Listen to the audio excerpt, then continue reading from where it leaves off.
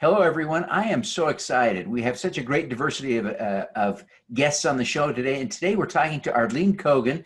She is a philanthropic leadership consultant at Arlene Cogen, LLC. If you've ever thought about trying to be more effective as a philanthropist, you do not want to miss this episode. Welcome to the Your Mark on the World show with your champion of social good, Devin D. Thorpe. This episode is made possible via the support of our sponsors, including Johnson & Johnson's Caring Crowd. Arlene, welcome to the show. Devin, it's a pleasure to be on your show. Thanks for having me. No, the honor is all ours. Thank you very much for joining us. We really appreciate your time. Tell us a little bit about your practice. Who are your clients and how do you help them? That's a great question. So because of my background of 20 years in the trust and investment world and 9 years in nonprofit development, my clientele is really the combination of advisors and nonprofits and bridging the gap of the communication conversation so more people can make bigger and better gifts to make a difference in the world, the community, and the causes they care about. Oh, that's fantastic. So along the way, you've developed this expertise in helping people to be better philanthropists. And you had some tips that you outlined for us. And so your first tip was to work with an advisor. Tell us why it's important to work with an advisor. Well, no one knows everything. I myself am a certified financial planner, so I have a good sense of what's going on. But when you work with an advisor, actually you should have a number of advisors, you can address the different areas in your life that need attention. And for me, for planning, I always like to look at a comprehensive financial plan, which includes 3 areas: your personal life, your financial life, and creating a legacy. And not all advisors can give you advice in all 3 areas. So it's very important that you find someone you know, like, and trust who can help you manage those areas of planning so you have a comprehensive plan that you feel good about and reaches all your goals and objectives. You can't do it on your own. You need advice from the experts.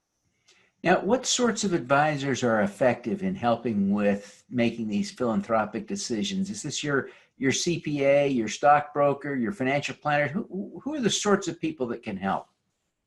So you have a number of them. So you need probably a good attorney, estate planning attorney, who can help you create a plan for during your life and through your estate plan. You need the financial or money manager who's going to help you manage and invest those assets that you have. You also need that CPA, he's really going to help you with the tax savings. But I think one advisor that we all kind of leave to the side and forget about is a philanthropic advisor who's really going to help you figure out the legacy you leave, how you're going to be remembered, what are those causes near and dear to your heart. So I always think having a philanthropic advisor on your team at the table really helps you create that comprehensive plan. Excellent. Now, as you think about your second tip, it is to endow a gift. Tell us why endowing a gift is an important item. Well, I look at our millennials and Gen Xers, and a lot of them are very frustrated about how we, as baby boomers, have left this world. Now, not to say we didn't improve on what we had, because it was pretty bad, but there's still a lot to go forward. And just now, as we are hitting retirement and starting to pass away, are we thinking about what's our legacy? What's the intention of our life? Did we raise fiscally responsible and sound children? So I really look at making sure you endow a gift as giving hope to the millennials and Gen Xers, because so many of them really are remaining single longer. You know, they're all on their phones. There's not as much community as a cell phone versus your face-to-face. So if anything happens to those people, automatically the state decides where their assets are going to go. And so what I say is, hey, you're an individual. What if you were intentional about creating something in your estate plan, leaving a legacy you never imagined? What would that make charitable giving look like? Could we raise charitable giving from 2.2% of GDP to 3% of GDP? Wouldn't that be remarkable? Another $150 billion going to the environment and education and social justice. And this is the easy way to do it. I mean, I'm not even suggesting that people have to, you know, go see an attorney because that costs money, right? All they need to do to leave a gift they never imagined is to put a beneficiary designation on their IRA or retirement account. You could do a payable on death from a stock account, from CDs, on bonds. You can make a gift without having to pay anyone to do it. And what I love to tell people to do is if you're making a $100 gift every year to one of the many great causes out there, if you multiply that by 20, so $100 times 20 is $2,000, and you put a beneficiary designation to your charity for an endowment for that charity, that $2,000, when invested properly, will give that organization $100 every year long after you're gone. Isn't that amazing? Yeah, that is a great insight, very powerful insight. I really see the power of that point. Thank you very much for sharing that, Arlene. Your third tip is to lead by example. Tell us about your thinking there.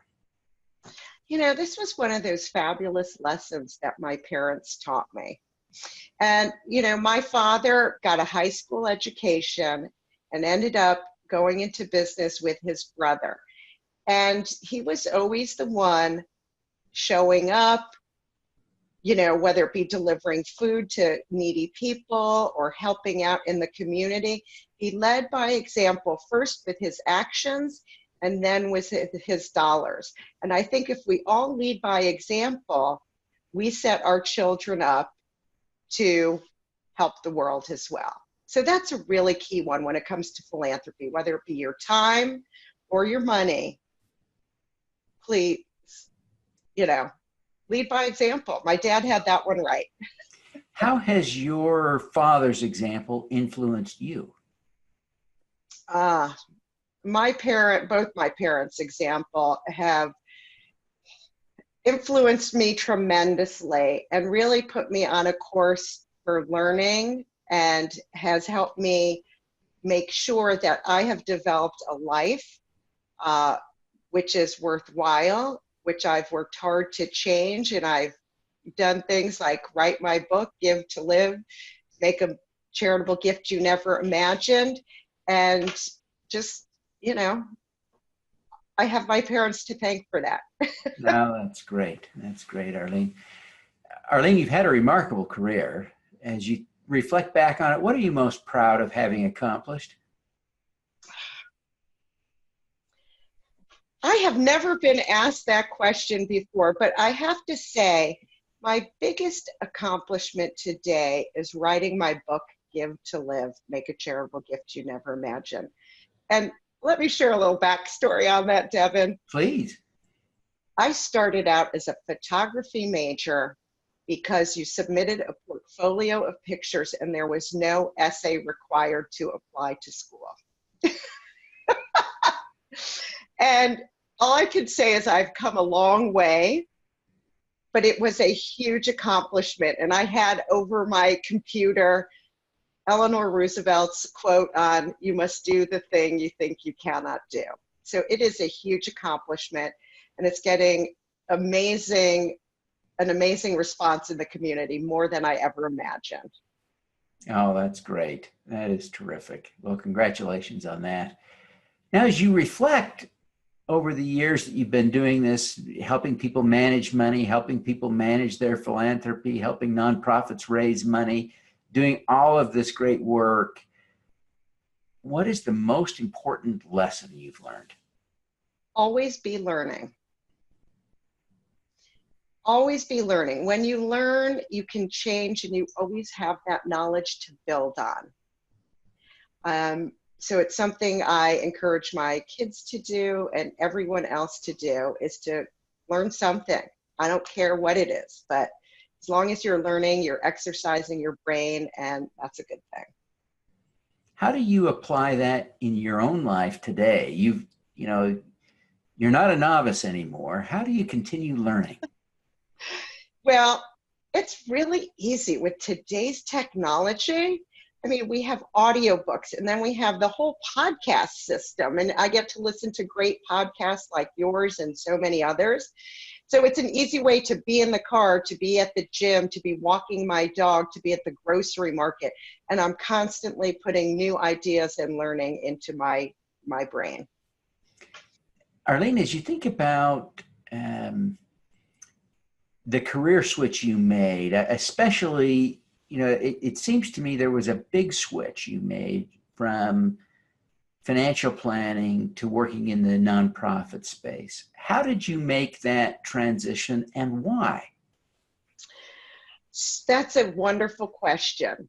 So I was a number nerd in the financial planning world, and we were living on the East Coast. And lo and behold, we had two daughters and then decided to move to the West Coast, to Oregon, to be closer to family. And while I was on the East Coast, I worked on Wall Street and had the pleasure, no, I can't say pleasure, experienced sexual harassment, the glass ceiling, wage discrimination, the whole bit. And when we moved to Oregon, I actually stayed home for a few years because I couldn't imagine going back into that toxic world. And then one day my husband calls, he's an attorney, with a perfectly reasonable statement, Devin. It's like, honey, I'm going to be home late for work. And I'm like, ooh, what is it, honey? Big case? And he's like, the partners have asked me out for drinks. And I am so proud, because that's a really good sign, right? And lo and behold, I hang up the phone and I start trembling. And I realized that staying home I was jealous. Like, I wanted to be out there and working. And while I love my daughters, I felt that I would be a better example to them, showing them that they could find a job they loved and get paid well, and they could have it all. Maybe not all at the same time, but they could have it all. But I also realized I did not want to go into that high, intense world of banking and investments. So I saw a career coach. And after this huge process of analyzing everything about every job and what I valued, everything came up: philanthropy and benevolence. And I looked her square in the eye and I was like, charity? You're kidding. How do you make money at that? So I basically popped right back into the trust and investment world, working for two regional trust companies in Oregon, while I figured out, if I am going to do this philanthropy charitable thing, what does that look like? And it took me 5 years. And finally, I found a position with the Oregon Community Foundation, which hit the button set of everything I had figured out with the career coach. It was a larger organization. I had the flexibility and development to come and go with kids. I knew the market. My target market was advisors, and that's who I had always worked with in the banking world. So it was that career coach and being patient and doing lots of informational interviews that allowed me to make that switch from the corporate America to the nonprofit world. And it was awesome. Dream job. Excellent. Excellent. Well, Arlene, what is your superpower? That is such a good one. And I think my superpower is hard work. I do the hard work, and I check the boxes along the way. When I started writing my book, I had 3 other friends writing books. It might have taken me, conceptually, it took me 6 years. When I really started writing, it took me about 2. But I'm willing to put in the time it takes to do everything I need to do to get to the next step. Might not be a sexy superpower, but it works. It's a great superpower. Well, Arlene, thank you so much for taking the time to be with us today. I wish you every success in the great work that you're doing. But before you go, would you take just a moment and tell people how they can learn more about your work and how they can connect with you personally? Yes, so my website is arlenecogen.com, and you can follow me on Twitter and Instagram at Arlene Cogen, and LinkedIn, Arlene Cogen. I know it's all Arlene Cogen all the time. Well, that's good. It makes you easy to find, Arlene. Thank you very much. And again, we wish you every success in the great work that you're doing. And thanks for the great work you do. All righty. Let's do some good. At Caring Crowd, we believe everyone has the power to make a difference. Through our crowdfunding platform for community health, we empower passionate people to drive real change. Whether you work for a nonprofit organization, volunteer, or want to get involved for the first time, you can post a campaign on Caring Crowd. Join us, because caring is where change begins. Thank you for listening. Devin Thorpe's mission is to end extreme poverty, improve global health, and mitigate climate change before 2045 by finding and sharing the stories of those who are doing the most good. You can join with other listeners to accelerate Devin's mission by visiting helpdevin.org right now.